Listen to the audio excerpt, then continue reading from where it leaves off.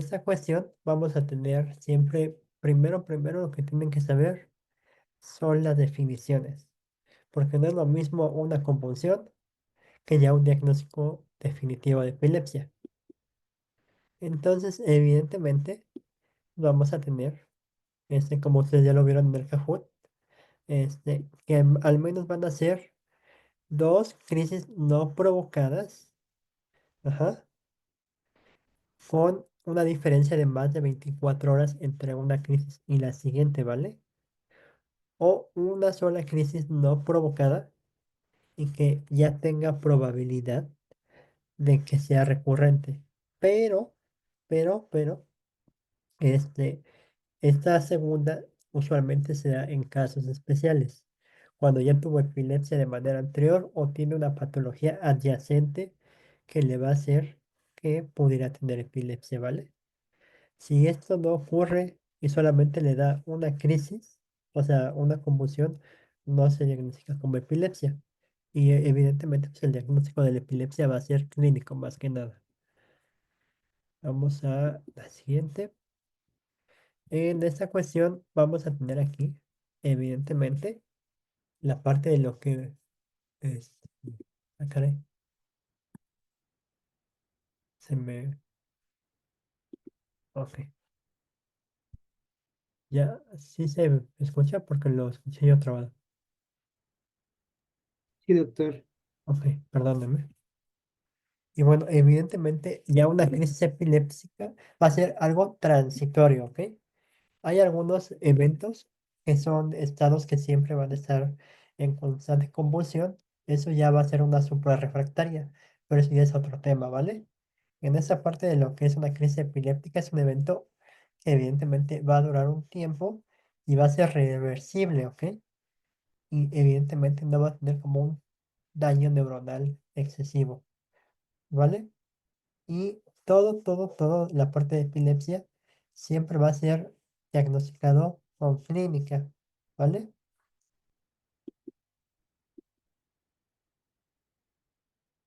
Ahora vamos a tener definiciones como las parciales simples y evidentemente esto se va a conocer como un aura, ¿vale? La parte del aura es muy importante para que se localice la parte del cerebro donde viene la epilepsia. Si ustedes algún día llegaron a escuchar, es que olía raro, olía muy feo, olía podrido, ustedes dicen, eso es un aura. Y esa parte del aura les va a decir en qué parte del cerebro o les va a ayudar a un diagnóstico de qué parte del cerebro viene la epilepsia, ¿vale? Y evidentemente esa parte del aura a veces lo, es predecesora a una crisis ya focal, o generalizada, ¿ok? Pero es muy importante. Les voy a dar algunos ejemplos de la parte de cómo se van a localizar este tipo de auras. En esta parte, pues la cuestión visual puede ser que digan, pues no sé, vi estrellitas, tuve, o sea, perdí la visión durante 10 segundos y todo eso. Recuerden que en esa parte, pues de la parte visual, nosotros tenemos los ojos y toda la parte visual viene hacia la región occipital, ¿vale? Y evidentemente de la corteza visual primaria. Entonces, si ustedes dicen, yo perdí la vista, evidentemente vamos a tener la cuestión de lóbulo occipital. Ahora, si ustedes dicen, y es que yo tenía zumbidos o de repente algo me lastimó y usualmente hacen, los que tienen la cámara, hacen esto los pacientes así. Entonces, evidentemente van a decir, esa parte de epilepsia viene de la región del lóbulo temporal. Más específicamente es del giro de Hertz, de ahí viene, ¿vale? Entonces, si les dicen que escucharon algo, se tapan los oídos así, o el familiar te dice, no, es que se tapa el oído solamente de un lado, evidentemente, pero usualmente por el reflejo hacen los dos. o escucha voces o como que música, van a decir, ah, esta parte es del lóbulo temporal. La parte de las voces es muy importante mencionar que tienes que hacer evidentemente un descarte de alguna otra patología, ¿vale? Ahora, como ya les había comentado anteriormente, si ustedes tienen el olor que dicen, ah, huele a podrido, huele a feo, huele a sangre, a quemado, todo eso también viene del lóbulo temporal. Eso es muy, muy importante porque se nos pueden agarrar en curva. Ah, este paciente, ¿de dónde viene? Ah, pues huele feo. Ah, pues del lóbulo temporal.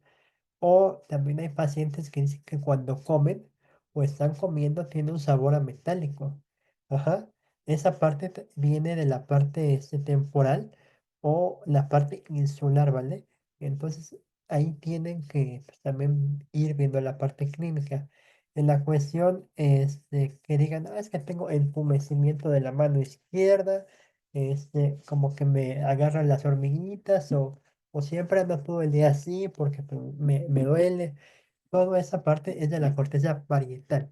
Siempre parietal, siempre recuerden que es contralateral a lo que dicen, ¿va? Y también la parte, hay algunos síntomas de la parte del epigastrio que evidentemente nunca nadie les va a decir, que evidentemente, tienen así como tipo reflujo, dicen, ay, es que me comienza a doler el estómago o quiero vomitar. En esta parte, tenga muy en cuenta, nadie hace eso, ni tampoco una cuestión de diferenciación de la parte de exploración física. Eso siempre va a venir de la parte, ¿cómo se llama? Del lóbulo, medial, temporal medial, ¿vale? Eso es importantísimo, casi nadie lo dice, porque pues lo pasan como muy a la ligera, y pues tampoco se ve en las partes de las historias clínicas, ¿vale? Y evidentemente pues hay alguna otra cuestión, o sea, como palpitaciones, rubor, sudoraciones, todo eso es la parte autonómica, perdón, siempre va a venir de la parte insular o del sistema límbico. También vamos a tener algún otro tipo de crisis, de cierta forma de tipo son de aura, que se dice como de algún tipo de experiencia, ¿no? Que dicen, ah, yo tuve un déjà vu.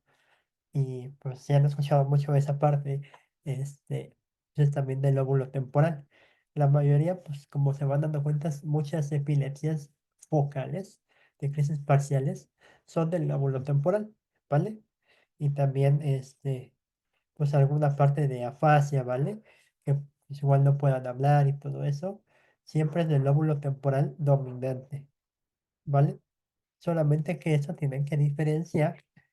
Igual si no vaya a ser algún DBC por ahí. Pero pues, usualmente hay pacientes que se viciaron y después les dio epilepsia, entonces van correlacionando con la parte clínica.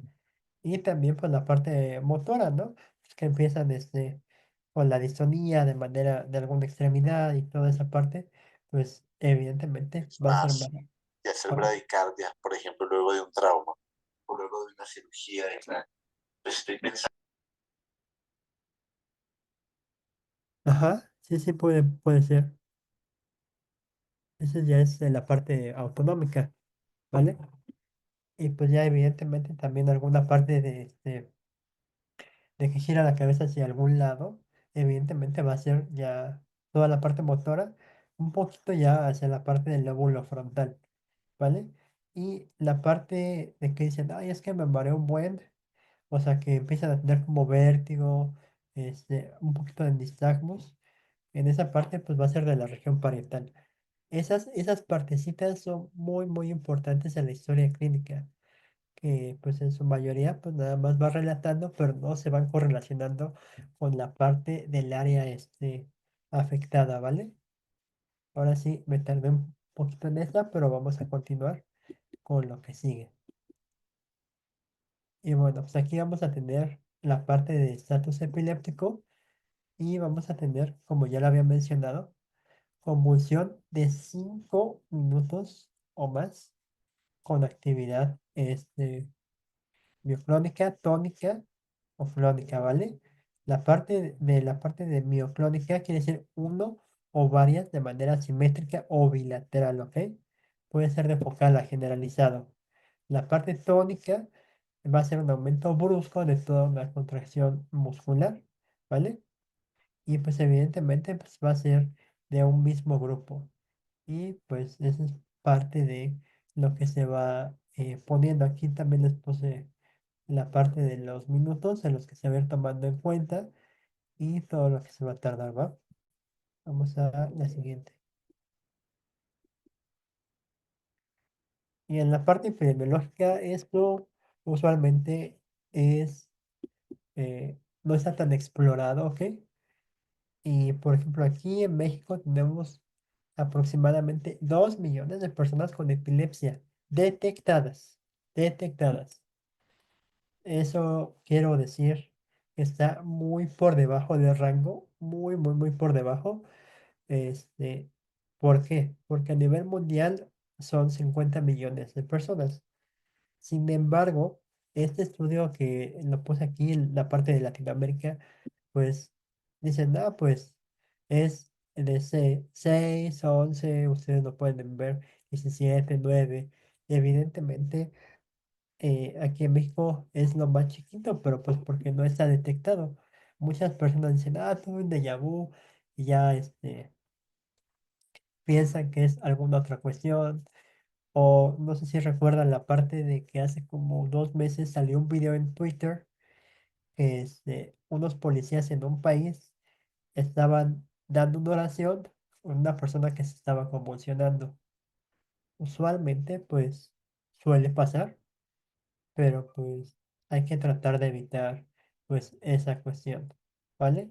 Solamente mencionar que aquí en México hay 2 millones de personas, siguen y obviamente falta que la detecten. De manera posterior, pues ya vamos a pasar a la parte de lo que es la epilepsia genética. La epilepsia genética usualmente no está tan detectada en nuestro país.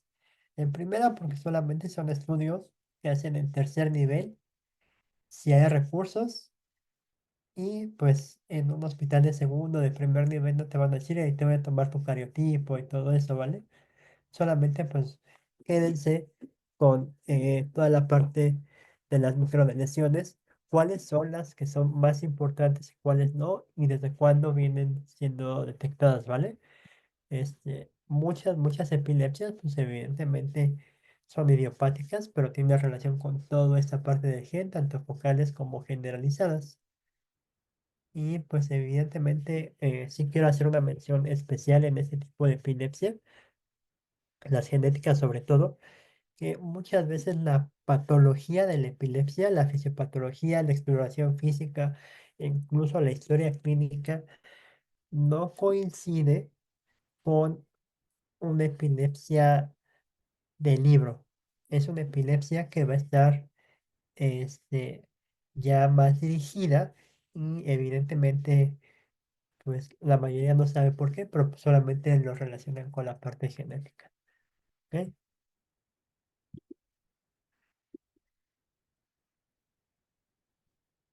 Y bueno, aquí les voy a poner todas las cuestiones de las causas de la epilepsia.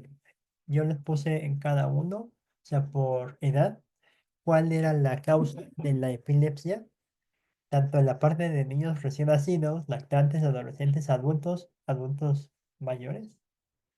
Y pues evidentemente la primera parte del niño, en la parte neonatal, usualmente siempre va a ser la parte de la hipoxia, como yo les había comentado, y pues igual hemorragias intracraneales y traumatismos.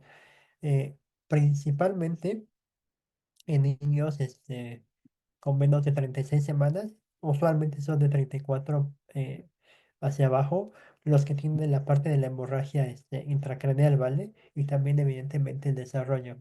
Por eso usualmente la neonato, cuando ustedes estaban en la parte del internado, o si todavía no llegan, en alguna parte les van a decir, ah, este, dile por favor que le saque un ultrasonido transfontanelar. Y ahí van ustedes a la solicitud con de imagen a decirle, oye, por favor, me puedes sacar un ultrasonido transfrontalar porque me lo pidió la doctora. Y te va a preguntar, ¿por qué, muchacho? Ah, pues es un bebé prematuro. O sea, con que tú digas es prematuro y tiene mayor riesgo de hemorragia, sería una respuesta válida. Sin embargo, pues se van a preguntar el tipo de por qué y el desarrollo en ese caso, del neonato en ese tiempo, ¿vale? Y pues evidentemente aquí en la parte de lactantes, obviamente va a ser la parte de crisis febriles. Muchos dicen que pues, evidentemente es genética, pero usualmente no se correlaciona ahí, más que algunos síndromes como el de West y el de Lennox-Gastaut, y también algunas partes de infecciones y traumatismos. Adolescentes. Adolescentes comúnmente, evidentemente, son traumatismos, principalmente drogas y ya como última parte, tumores cerebrales. Esta tablita pues es muy importante porque se las puse en orden de cómo van. En cada región del país puede tener una parte diferente de cada una, ¿vale? Pero pues cambia, al menos aquí en la región central de la Ciudad de México, en lo que es Ciudad de México, Estado de México y Puebla, son por traumatismos, drogas de manera posterior va genética y tumores cerebrales, ¿vale? En adultos, traumatismos, drogas, neurocisticercosis, ¿vale? Esto es alrededor de todo el país, de todo el país. Por eso siempre que vayan a realizar este, con carne, evidentemente de puerco, cocínenla bien, por favor. Siempre lávense las manos, traten de llevar un alcoholito porque ustedes en verdad no saben la cantidad de casos que hay de neurocisticercosis solamente, digo, perdón, de epilepsia por neurocisticerco, ¿vale? Evidentemente se puede retirar, se le puede dar tratamiento especializado, tanto para quitar, o sea, para regular la epilepsia como para quitar el cisticerco, ¿vale? De manera posterior va a ser tumores cerebrales y pues alguna cuestión de anticuerpos. En adultos mayores, o sea, técnicamente ya entra en la edad de nuestros papás, abstinencia al alcohol, la cuestión de trastornos metabólicos, sí, sí hay, y enfermedades degenerativas, ¿vale? Y también ya en la parte de los abuelitos, ya para arriba, un evento vascular cerebral. Y bueno, aquí vamos a tener la parte de clasificación. En esta parte, pues es una clasificación de la INAE. Evidentemente, todo esto siempre va a ser de tipos, ¿vale? De tipos de crisis que van a ser focal, una crisis focal, que nada más te da como un tipo aura, y ahí puedes tener conciencia o no. Generalizado, o sea que es todo el cuerpo, tónico crónico generalizado, usualmente es la más aparatosa, la que más se conoce, y pues también va a ser de tipo desconocida, ¿vale? Hay un tipo de epilepsia que es una epilepsia psicógena, ¿vale? Entonces, eso también son casos muy enfocados, pero pues se comenta como tal.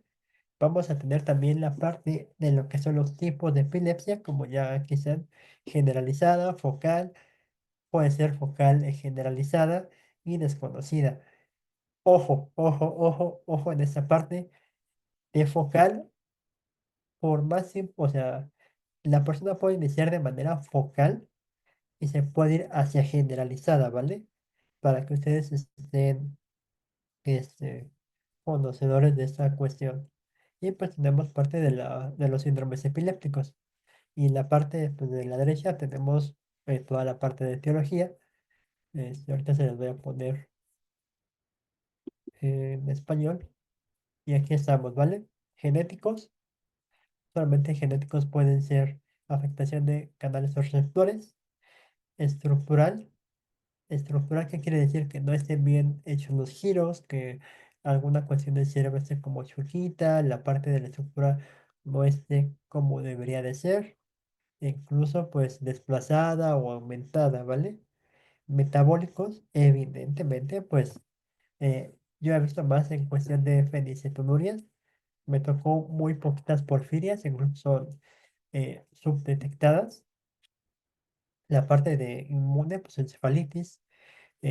Hay cuestiones muy específicas de esta parte de encefalitis. Este, en este caso, tuve una paciente que tenía encefalitis autoinmune. Se le hizo la resección total, no, parcial, de todo el lóbulo este, derecho, y aún así no se le quitó al 100%. Todavía quedó con algunas cuestiones. Afortunadamente ese no era su lado dominante, entonces quedó, o sea, tuvo una mejor calidad de vida. Y pues la parte de infecciosa, como ya lo mencioné, la toxo, el neurocisticercosis, malaria y meningitis, ¿vale?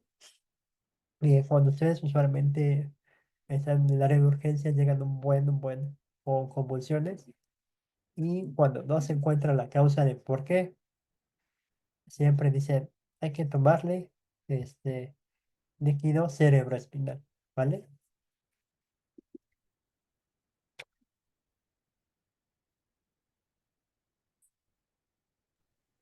Y bueno, usualmente aquí le puse una cuestión de epiléptica.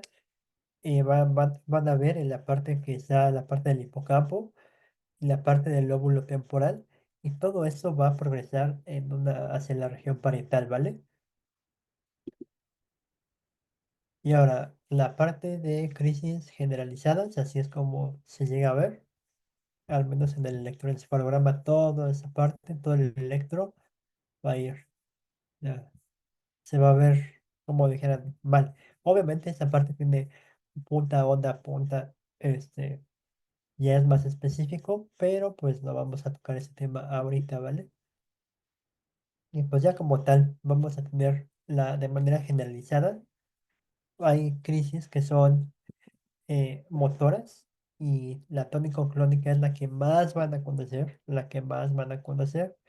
La parte, pues obviamente, ya lo mencioné, clónica, la pertónica, mioclónica, todos estos, hasta los espasmos epilépticos van a considerarse como parte motora, ¿vale? Siempre y cuando sea de manera general. Y también vamos a tener no motoras, que son de ausencia, que usualmente no pasan de los 20 segundos, ¿ok? Pueden tener pues cuestiones típicas o atípicas, incluso en mioclonía palpebral, ¿vale?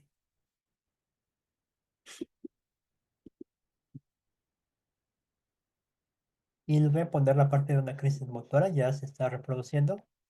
No hay tan buena definición, pero ahí se va a ver cómo el electro empieza a cambiar el tipo de ondas en esta cuestión. Aquí ha de ser entre la cuestión región de la corteza.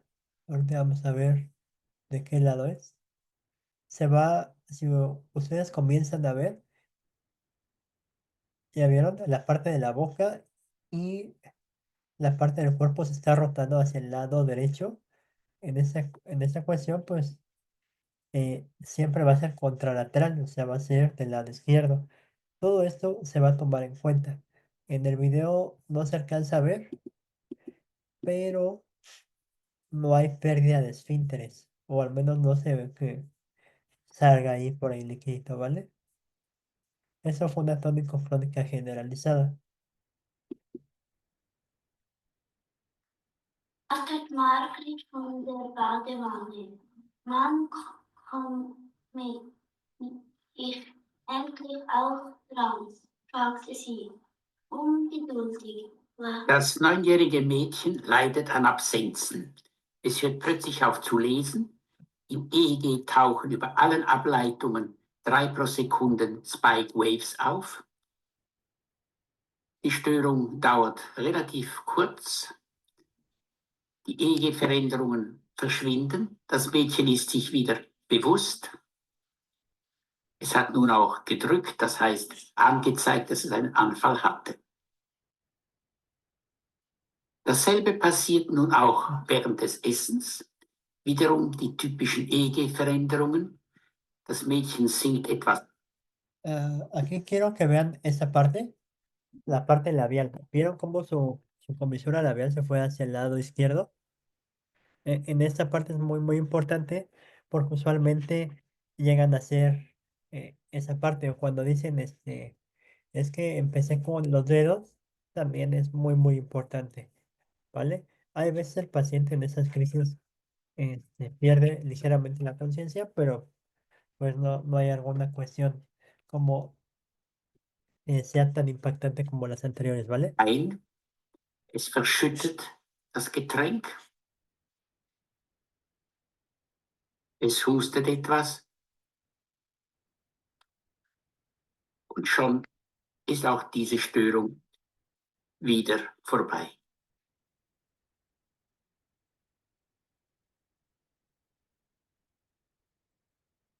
Mm,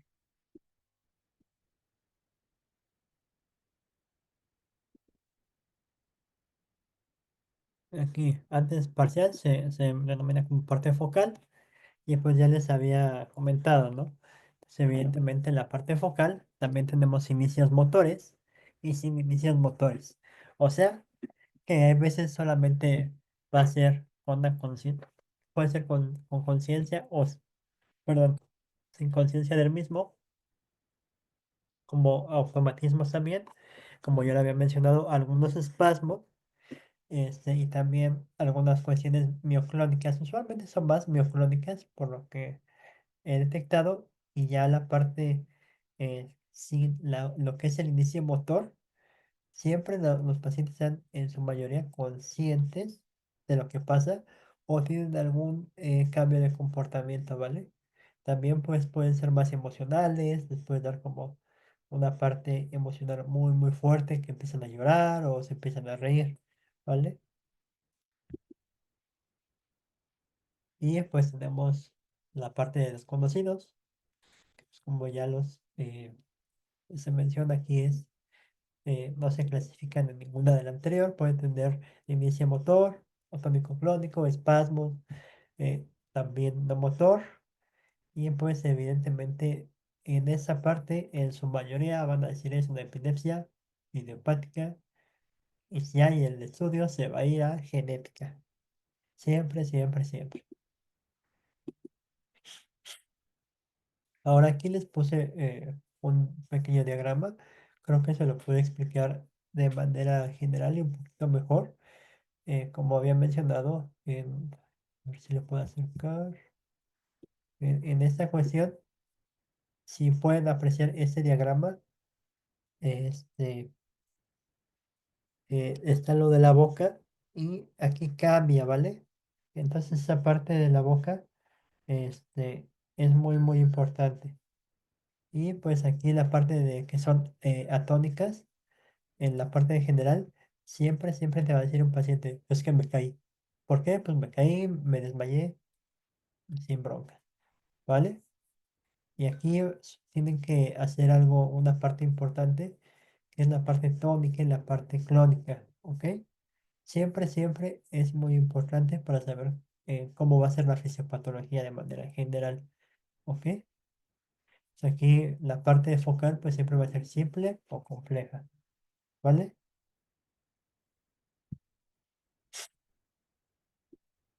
Y pues ya que ya les puse los síndromes que yo había comentado, el síndrome de West y del Lennox-Gastaut. ¿Por qué es importante estos síndromes? Este, la primera parte, aparte del paciente, hay algo que nadie lo comenta, es por la dependencia a los papás. Si esa persona, es económicamente vulnerable, evidentemente la calidad de vida de los papás, de la familia, se va a ver afectada inminentemente. O sea, muy, muy inminentemente se va a ver afectada. La primera cuestión va a ser que, pues, obviamente un cuidador primario, que usualmente es la mamá, si trabajaba, va a dejar de trabajar. O en dado caso de que la mamá sea el cuidador primario también, la que genera la primera parte de la cuestión económica en la casa, evidentemente lo va a dejar con un hermano, con una tía, con un primo. No le van a dar eh, evidentemente el cuidado necesario, ¿ok? Esto es muy importante porque es algo que no lo mencionan. Usualmente nosotros como médicos eh, somos indiferentes a ese tipo de cuestiones. Sin embargo, hay que tomar en cuenta que pues en nuestros hospitales usualmente se les da un tratamiento, el más óptimo para el paciente. Sin embargo, hay veces llegan y dicen, ¿sabes qué, doctor? Es que no tengo, no me dieron este medicamento. Y pues tú tienes que agarrar otro medicamento que tenga cierta parte del mecanismo de acción que le pueda ayudar si es que está en el hospital. Y si no hay, pues la solución, no podemos comentar esta parte, eh, sería otra, ¿no? Y bueno, pues, ya como tal, ya entrando dentro de ese tema de manera rápida, pues evidentemente pues la edad de inicio de West siempre va a ser de 3 a 12 meses. Usualmente hay un promedio por ahí como a los eh, 6, 7 meses que la mamá ya conoce al bebé, que dice, ay doctor, es que mi hijo se pasma. Ajá. O nada más se queda así quietecito. Entonces, usualmente pues esta parte pues ya uno va viendo, ¿vale? Y pues evidentemente en la parte del retraso del neurodesarrollo, en esta cuestión del bebé, la identificación de la sonrisa, que llore, que identifica a las personas, eso te va a dar la clave, ¿vale? No hay otra cuestión. Y pues eh, sí, sí evoluciona eh, regular. No, no es tan desfavorable como la parte del Lennox-Gastaut. Lennox-Gastaut usualmente se va a dar cuenta a los 3 años. Y eso ya como cuando empieza a faltar la parte de lo que es la caminada, o sea, que empieza a caminar de manera paulatina. Dicen, ah, pues es que mi bebé no ha caminado, ya tiene 1 año y medio, o no ha dado sus primeros pasos, o no gatea.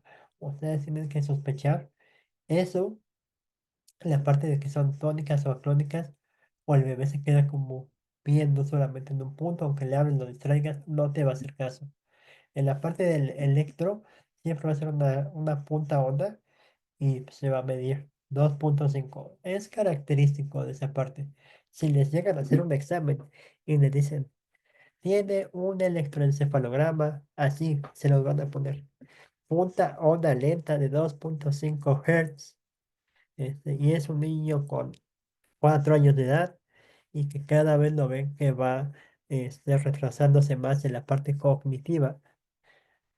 Y este, crisis convulsiva tiene, qué epilepsia tiene. Ustedes tienen que contestar sin dudarlo. Este, como síndrome de Lennox-Gastaut, ¿vale? Y pues bueno, usualmente la mayoría de estos bebés pues tuvieron síndrome de West de manera primaria, ¿vale? Y bueno, aquí ya les dejé un resumen muy general de lo que es una epilepsia focal y una epilepsia generalizada, ¿ok? Evidentemente, la parte focal, como ya lo había mencionado, siempre se va a pasar en la parte, se va a pasar en una parte del área de la corteza, ¿vale? Siempre, en su mayoría. Y recuerden, si ustedes quieren diferenciar en su mayoría o cómo inicia una crisis epiléptica, tienen que preguntar cuestiones visuales, auditivas y sensoriales, ¿ok? Usualmente la epilepsia generalizada no existe como tal, siempre y cuando solamente sea generalizada. Pero recuerden que puede empezar como de manera focal a generalizada, ¿ok? Y en una puede tener la conciencia y en la otra puede haber pérdida de conciencia, en su mayoría, no siempre, ¿vale? Y en el electroencefalograma siempre va a ser de manera unilateral O sea, va a ser localizado en el foco, perdón, en la región izquierda o derecha. En este caso, en la parte generalizada, este, va a estar de los dos lados. Ahora yo les pregunto a ustedes algo muy importante. Este, si en el electroencefalograma nos muestra ondas alfa beta de manera normal y el paciente sigue teniendo crisis convulsivas, ¿tiene o no tiene epilepsia? Puedes responder sí o no, o sea, no, no hay problema. Eso lo vamos a ver, es muy interesante.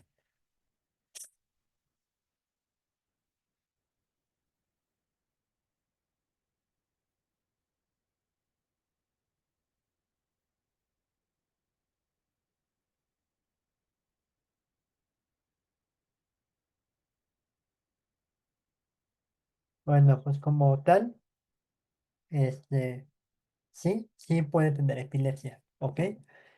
Recuerden que en esta parte solamente el electroencefalograma va a detectar algunas cuestiones corticales, o sea, lo más superficial.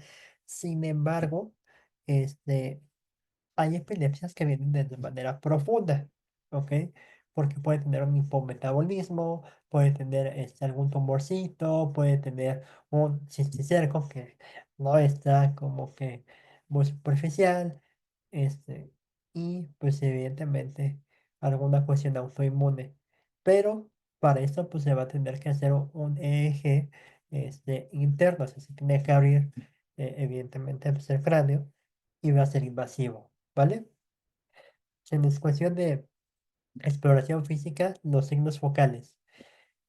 Checar Babinski siempre, siempre va a ser unilateral en el caso de que tenga una epilepsia focal. Siempre unilateral. Nunca en los dos, ¿ok?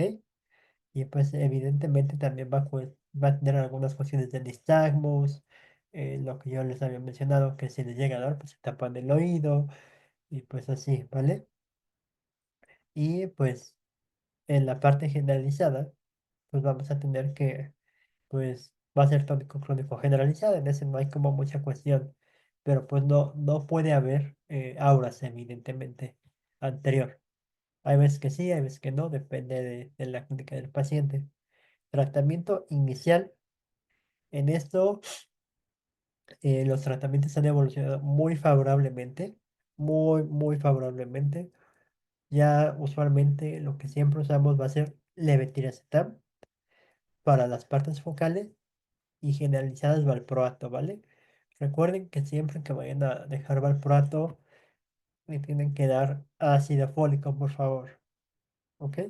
Siempre, siempre, siempre ácido fólico.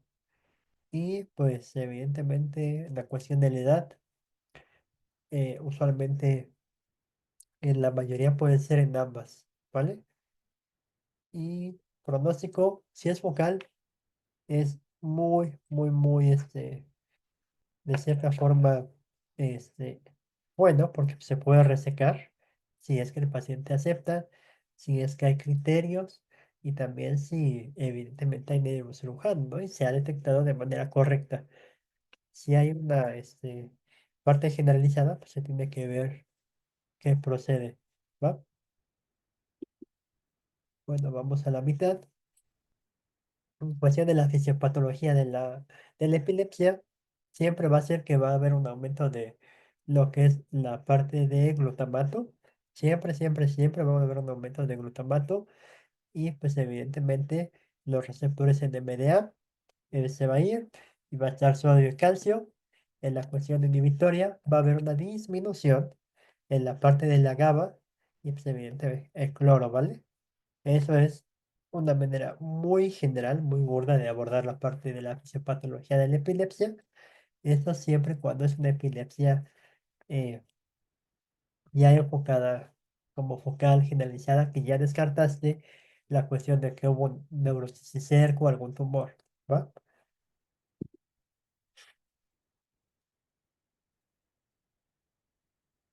Y bueno, ¿cómo se hace el diagnóstico? ¿Vale? En este caso, el diagnóstico siempre va a ser precedido por una historia clínica correcta, una anamnesis muy detallada. Usualmente en la consulta general que nosotros hacemos no se puede hacer algo detallado porque pide muy poco tiempo para las consultas. La exploración física, importantísimo, el electroencefalograma.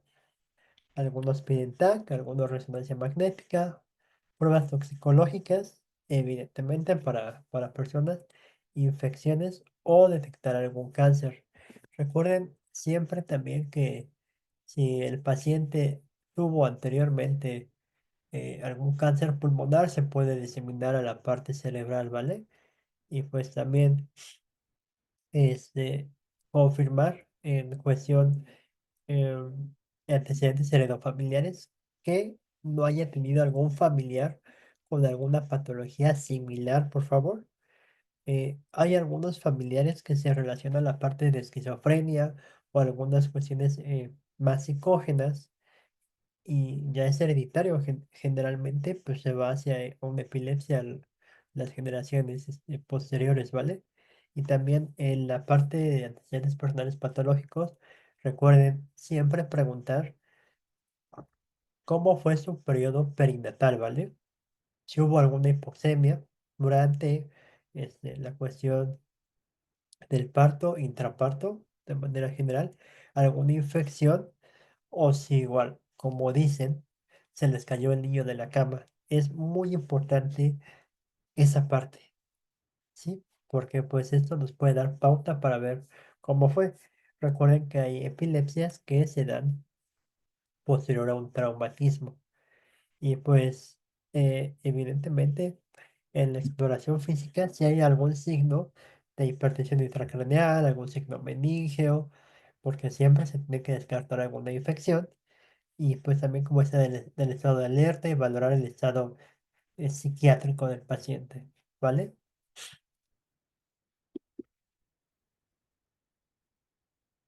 Y bueno, pues aquí van a tener una parte de un electroencefalograma. Este, y esto va a ser una crisis generalizada de ausencias, ¿vale? En esta parte vamos a tener, evidentemente, que vamos a tener de 8 a 13 ritmos. En esa parte, este tipo de ondas se llama ondas alfa, ¿vale? El ritmo beta va más acelerado y pues la parte del ritmo teta se va a medir entre 5 y 7 Hz aproximadamente, ¿vale? Aquí el electroencefalograma, perdón, se me pasó mencionarlos de manera anterior. Todos los que sean pares, par, van a ser del lado derecho, ¿vale? Los impares del lado izquierdo, ¿ok? Y vamos a tener otro, ya les mencioné cómo se hace. Y pues aquí vamos a tener cómo se va a colocar el electroencefalograma. Incluso ustedes, al menos, sí tienen que ver esa parte porque pues, usualmente vamos a tener, te van a decir, a ver, localízalo en esta área, ¿no? Y ustedes más o menos van a ir marcando. Esto es importante tanto para el nivel de la corteza como para algún estudio que requieran o alguna terapia. Ahorita les voy a comentar por qué. Como ustedes ven aquí está la parte frontal, es en la nariz, y pues en la parte del centro de la cabeza va a ser CZ, ¿vale? Como ya les dije, hacia la parte de la derecha va a ser puros pares, parte de izquierda impares, ¿ok?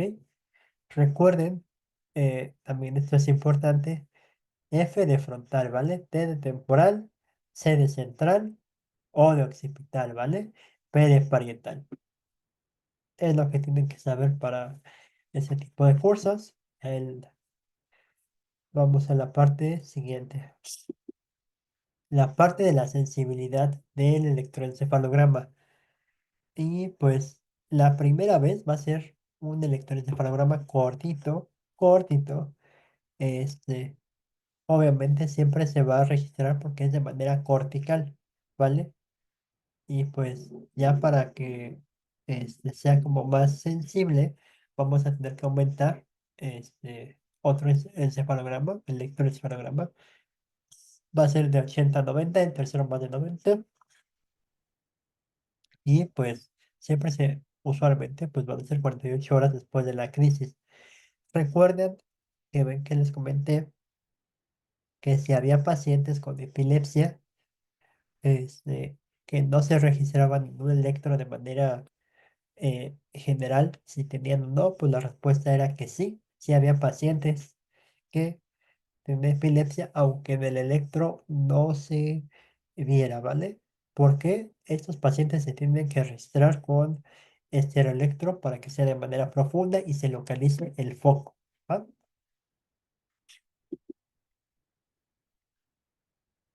Permítame tantito.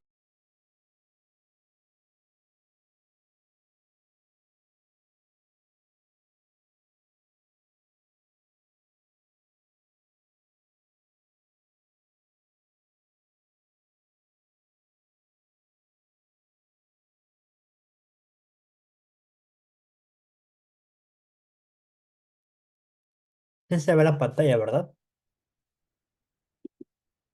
Sí, doctor. ¿Para qué va? Estamos en la parte de tratamiento. Este, Hay algo que se pregunta mucho y es, ¿la epilepsia se puede curar? La respuesta es sí. La epilepsia sí se puede curar. Este, ¿Cómo? Pues hay un buen de tratamientos. Sin embargo, todo hay que ser un tratamiento integral. No solamente nos vamos a ir con los fármacos, no solamente decir, ah, sí, tómate tantos fármacos, si no jala, te lo cambiamos, si no jala esto, si no esto, si no, cirugía, no hay de otra, ¿no? Siempre, siempre el tratamiento para la epilepsia tiene que ser integral. Tiene que haber cuestión, evidentemente, metodología de cómo está tu imagen de epilepsia, cómo comes, cómo duermes, qué comes, qué tratamiento vas y qué tipo de comida, ¿vale? Y pues si eres candidato o no a una cirugía. En este caso, pues toda esta cuestión, el medicamento, como yo les había comentado, tiene que ser un medicamento adaptado, o sea, o que no te cause algún efecto adverso no sea mayor o igual al beneficio que te dé el tratamiento. Evidentemente, y siempre, siempre mejorar la calidad de vida del paciente y del familiar. No solamente se trata al paciente, sino a la familia, ¿ok?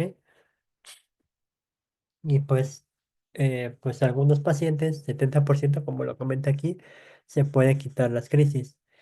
Ya de manera general, con un buen tratamiento y con toda la parte integral, tomando la cuestión psicológica, eh, aproximadamente 2 de 3 pacientes son los que pues, van a tener eh, la parte de mejoría, ¿vale? Eso pues es más que inminente. eh, este, pues sí, la epilepsia pues, sí se puede curar con un buen control. Y pues aquí, pues como ya les puse un eh, pequeño esquema, la verdad es que este esquema le tengo mucho, mucho cariño. Me lo dieron cuando pues yo era estudiante no, sí, de tercer año. O sea, ya tiene pues, casi 4. Primero pues vamos a ver cómo es parte de la presentación. Dicen, ¿qué se va a hacer para que este, ustedes digan, es un paciente que ya está libre de crisis? ¿Cómo se va a diagnosticar? Van a decir, ah, pues es una epilepsia de inicio reciente, se le da monoterapia, si ya no le dan crisis, durante un periodo de dice que de 10 años la GPC, pero usualmente la tomamos como 5, libre de crisis, se le va a ir disminuyendo el medicamento. Si es con 2, pues vamos a ver cómo funciona. Si con más de 2 medicamentos no se paran las crisis, inmediatamente se le va a considerar al paciente fármaco resistente o con epilepsia refractaria, como se le llama, ¿vale? Vamos a tener una terapia pues, combinada, se le va a dar alguna otra cuestión de apoyo. se le va a orientar más a la parte de nutrición, la parte de psicología, psiquiatría. Si se llega a mejorar y pues ya no le dan, se va a ir directamente a una libre crisis. O pues si puede ver con nodos, pues se considera como un paciente que ya está mejorando, ¿vale? En dado caso de que ya tenga dos o más medicamentos, ya le dieron la parte psiquiátrica, la parte psicológica, la parte de cuestión de ayuda de algunos otros, eh, ahorita les voy a decir de cuáles, y pues la parte metabólica, que es la parte de, este, ¿cómo se llama? De la comida, porque hay una dieta para pacientes con epilepsia, y en verdad, neta, no jala. Tienen específicamente que pasar al paciente, derivarlo, dar una referencia para que se vaya a un centro de tercer nivel. En este caso, pues se va a ir para, con un protocolo para la parte quirúrgica del paciente si se puede y si el paciente acepta, ¿vale? Usualmente ya cuando está esto es porque el paciente en verdad no logra controlar. Sin embargo, en países eh, que se les llama de primer mundo, como en Estados Unidos, pues a los pacientes ya les ponen o se le hace la cirugía mucho antes, ¿vale? Y ahora, aquí vamos a tener, ya esta tablita también es muy, muy valiosa para la parte de tipo de focal, la parte generalizada y todo eso vamos a tener los fármacos, ¿ok? Vamos a tener la cuestión de los fármacos de primera línea y de segunda línea, ¿ok? Que van a ser diferentes a los de primera y de segunda generación, ¿ok? De manera personal, pues yo los puse aquí ordenados, cuáles pondría para la parte focal, levetiracetam, segunda la motrigina, tercero carbamazepina, ¿vale? Si ya no les jalan estos, pues vamos a ir con estos fármacos, ¿vale? Para las generalizadas, recuerden, esa también es pregunta de examen. El primero y de opción, valproato, ¿ok? Y esta es una pregunta que a mí siempre me la hicieron, incluso en mi segundo año de carrera. Fármaco específico para crisis de ausencias, etotroximida, ¿vale? Eso es lo primero que vas a dar. Y pues evidentemente tienes que buscar una dosis óptima para el paciente, ¿ok? Y pues ya evidentemente pues ya después el clona. El clona yo creo que lo dejaría como última opción. Hay algunos pacientes que en estos tiempos se les está dando CBD, este, o ellos se automedican, este, alguna otra sustancia natural fumada, pero pues es recomendable que se esté siempre con apego al tratamiento lo más posible, ¿va?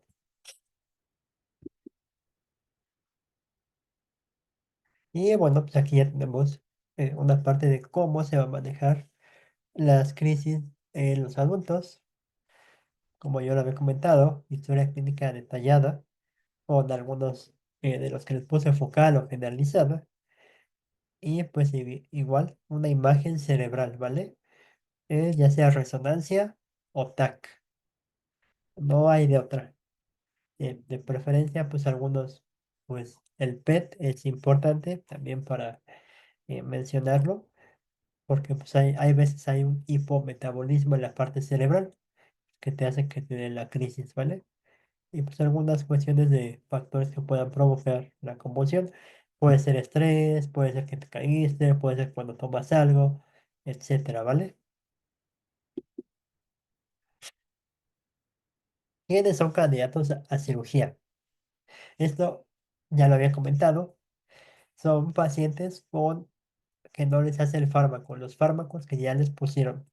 Siempre con dos o más, candidato usualmente, ¿vale?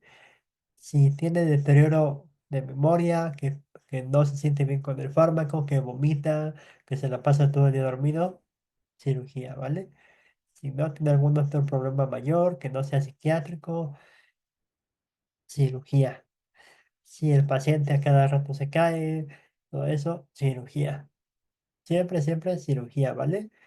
Y hay que mencionar muy claramente que la parte de remisión de los pacientes de epilepsia en las partes de cirugía siempre son, o sea, que se quitan cuando ya los pasan a cirugía, como son pacientes complejos, del 30 al 40% de los pacientes, ¿vale? Y pues evidentemente este 30-40% de los pacientes son de los que no han tenido respuesta a los fármacos. Y pues aproximadamente un 60% de las personas con epilepsia focal pues ya se les quita totalmente con la cirugía, ¿ok? Y pues hay algo muy, muy importante, ¿vale? Que tenemos que mencionar. Eh, Desde que al paciente le da la crisis, su primera crisis, se le detecta con epilepsia, este, desde ese tiempo hasta aproximadamente de 15 a 20 años es lo que se tarda el paciente en pasar a cirugía. Entonces, tardan años, literal años, perdiendo calidad de vida, perdiendo trabajo, sintiéndose mal, afectando a la parte del núcleo familiar. Eso es mucho tiempo. O sea, por eso cuando ustedes vean a un paciente con epilepsia, eh, referirlos si son de primer nivel, segundo nivel también. Es muy importante pues, hablar de esto muy comúnmente porque usualmente uno como paciente agarra y va al hospital y dice, ah, se me cae el mundo porque me pasó a mí, porque yo, pero no, en el hospital te vas dando cuenta que hay pacientes igual a ti, que no eres el único y que hay algunas alternativas y que puedes mejorar, ¿vale? Y pues siempre eh, perderle el miedo al fármaco, perderle el miedo a la parte psiquiátrica, por muchos dicen, ay, voy a ir al psicólogo porque soy loco, ¿no? O en dado caso de que te ofrezcan un tratamiento dentro del hospital que sea algún protocolo, pues se podría aceptar y no estarse con la cuestión de, ah, me va a tomar como ratoncito de laboratorio. No, no, no. O sea, siempre ir con la mente abierta y lo más posible, ¿vale? Que esté como adecuado a esa parte. Y pues voy a la siguiente. Aquí, pues cirugías, obviamente previos, que no van a ser invasivos, los estudios que son el EEG, y también la resonancia y un video EEG, ¿vale? Para que ustedes se den clave. Aquí puse pues la parte también de lo que es del PET. Y ustedes pueden ver, pues hay una afectación aquí, pues es un tumorcito, entonces pues van viendo qué es lo que procede. Y bueno, aquí en esa parte de invasivos, obviamente implantación profunda de los electrodos o electrodos subdurales. Esos son los subdurales, muy comunes, usualmente eh, siempre los va a mapear el neurocirujano, usualmente.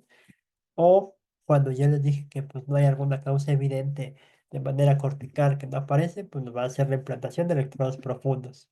Se va a abrir, se va a localizar el foco epileptógeno.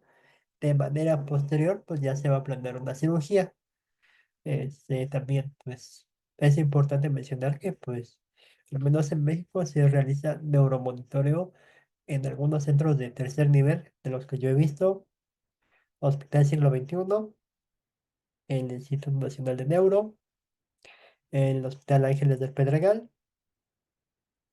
y al menos para cirugía de epilepsia, son los que yo he visto. Desconozco si en el Hospital General haya esto. Sí sé más o menos su manejo, pero pues eso es como está aquí, ¿vale? Eh, Y aquí ya es como la parte de definición. Son epileptógenas. ¿Qué es lo que vas a encontrar? Dicen que es un constructo teórico.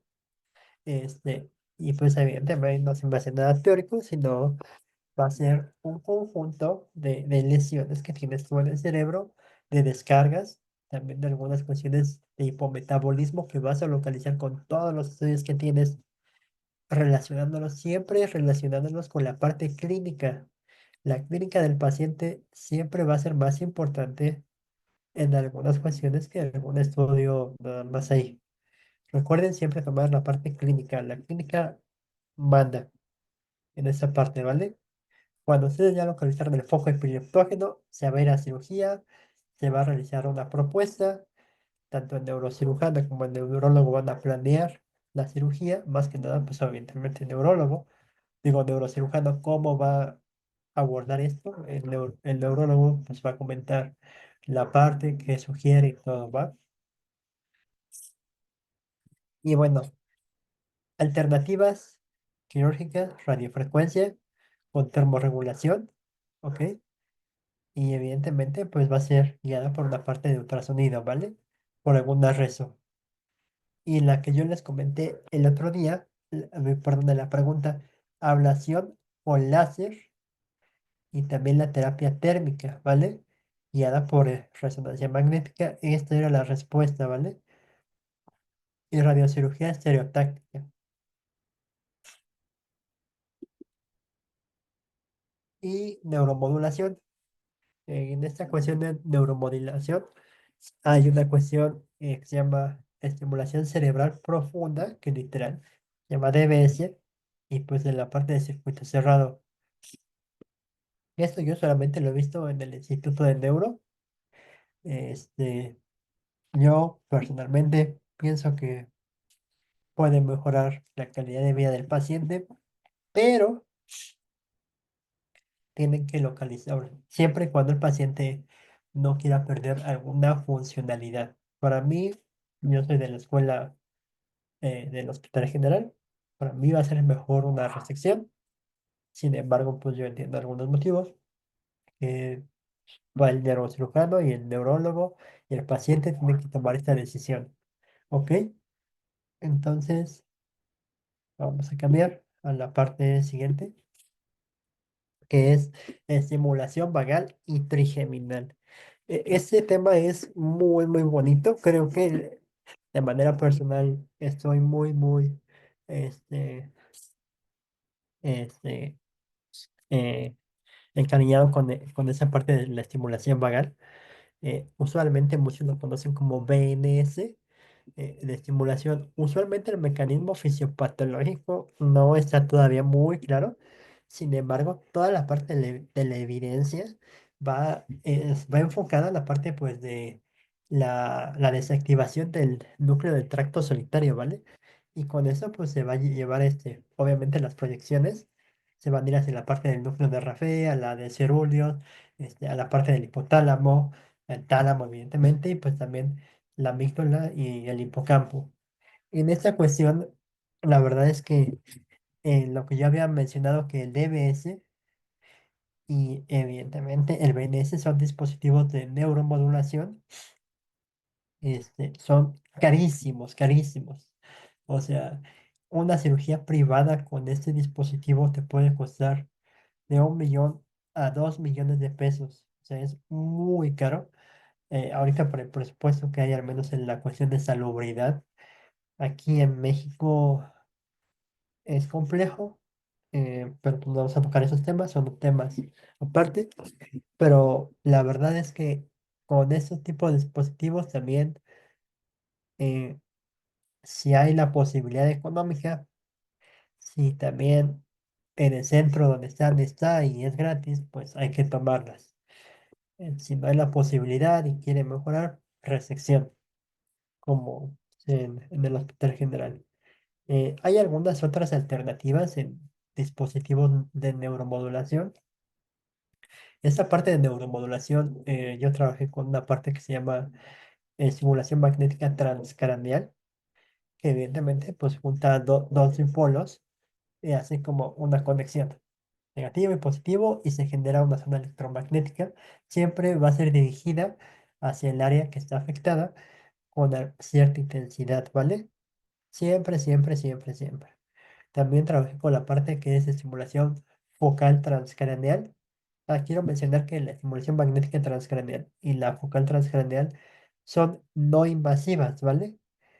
Y estas van directamente hacia el foco o gran parte del foco.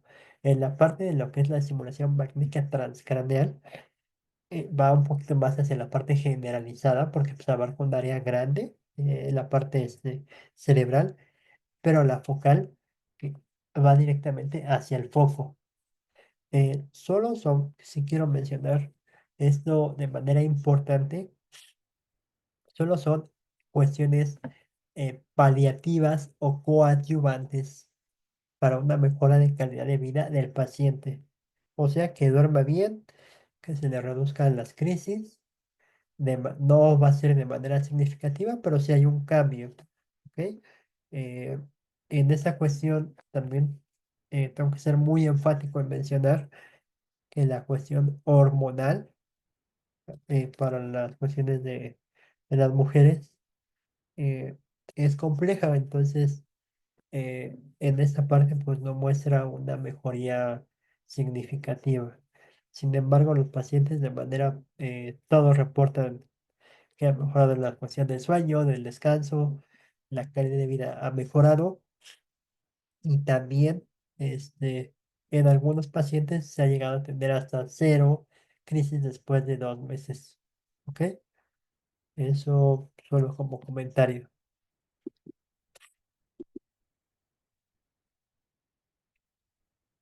Y bueno, yo había comentado anteriormente que la dieta cetogénica, según la información, dice que no es concluyente, según estos estudios. Sin embargo, como lo había comentado, pues siempre, siempre, siempre, siempre va a ser coadyuvante. Todo tiene que ser un manejo integral del paciente, porque si nada más les das fármacos, no te va a hacer caso. ¿Ok? Siempre de manera integral, buscando que sea una mejoría total para el paciente. ¿Ok? Y pues evidentemente tenemos toda la parte de este tipo de características, ¿vale? Este, que se va a elevar la parte de las convulsiones. Esto es similar a la parte de la estimulación transcraneal y magnética transcraneal, ¿vale?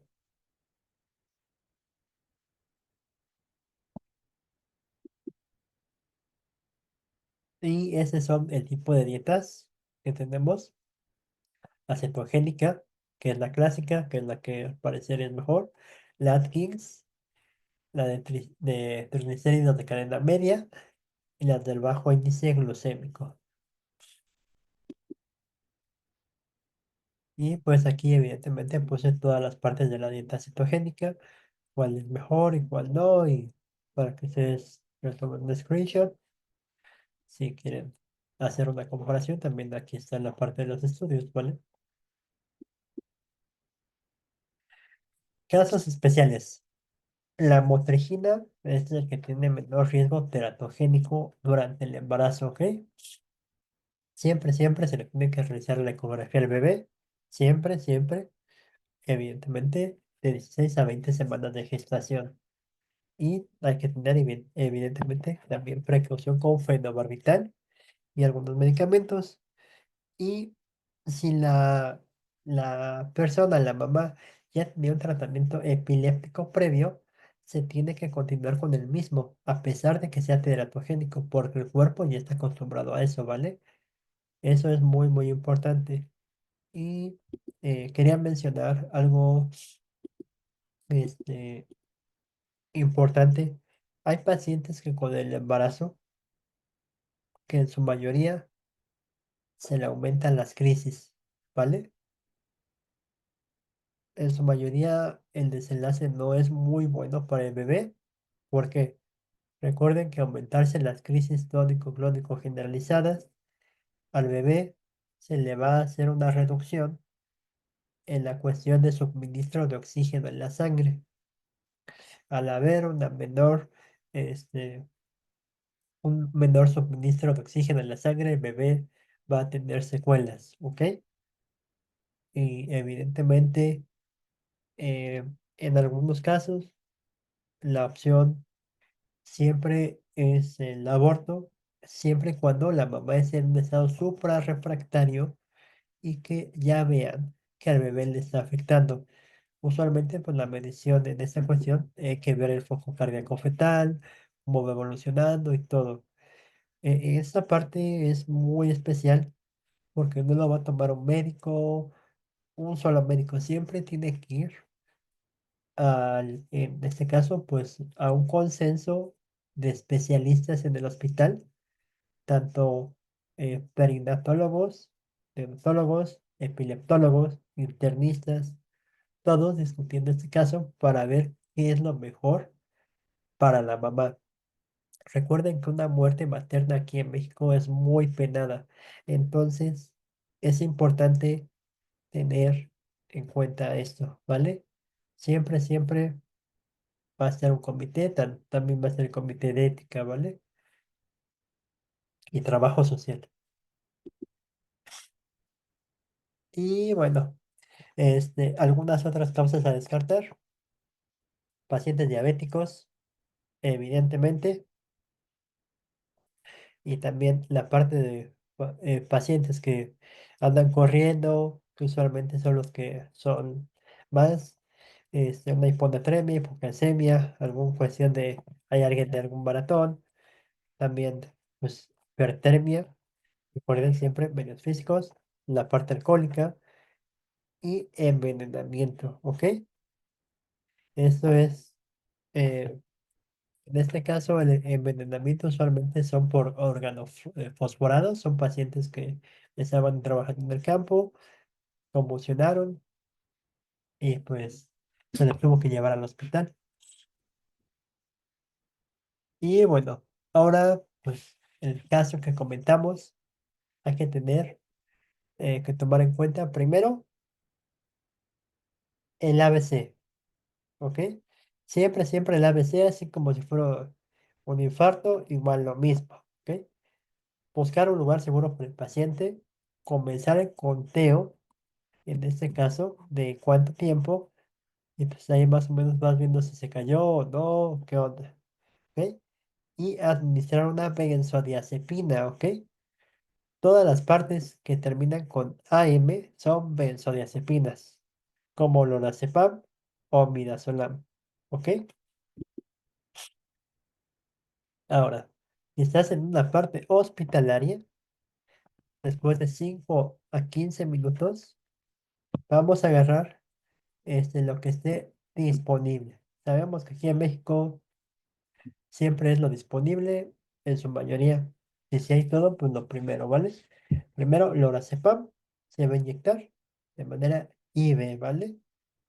Después, si no agarra un diazepam o si no está permeable, si no se puede, se le va a hacer ya sea intranasal, que usualmente no hay, tampoco bucal, tampoco rectal. Siempre van a buscar algo que sea intramuscular, ¿vale? Y pues evidentemente, pues si no hay una respuesta a la benza, pues vamos a tener que administrar otro, ¿vale? Y pues como ya le había comentado, pues si no empieza con las benzos, vamos a tener que poner ácido valproico después de pues levetiracetam. En este caso, la alternativa más viable pues va a ser fenobarbital. Actualmente pues casi tampoco hay, ¿vale? Y en este caso, pues ya si no agarra ninguno de los dos, tienen que hacer la interconsulta con neuro, con anestesia para pues, que descarte y haga la punción lumbar y también cuidados intensivos, ¿vale? Repetir la dosificación, igual de farmacoterapia, también es algo bueno, o inducir al coma para ver si se calma. En estos puntos, eh, ya se considera, o sea, cuando ya empiezan a estar así casos suprarrefractarios, o sea que si no jaló con uno con otro, el paciente va a seguir convulsionando, ¿vale? Si es la primera crisis convulsiva de ese tiempo, este, usualmente, pues es un caso especial. eh, Se le va a dar topiramato, 400 miligramos cada 24 horas, ¿vale? Con eso van a ver que el paciente mejora. Si no, pues ya de que ver alternativas como cirugía. Y pues yo lo había comentado anteriormente en la parte de la remisión. Si se ha mantenido sin crisis durante los últimos 10 años y no ha tomado medicamento anticrisis, ya no es antiepilepsia, es anticrisis. durante al menos los últimos 5 años se le da como remitido de la epilepsia, ¿vale? Y ahora les pregunto, ¿la atención de la brigada que se planteó fue correcta o no? Pues sí, fue correcta, ¿vale? Y bueno, pues ya como tal, nada más como repaso, quiero que ustedes hagan una hoja en su casa o si están en su casa. Importante definición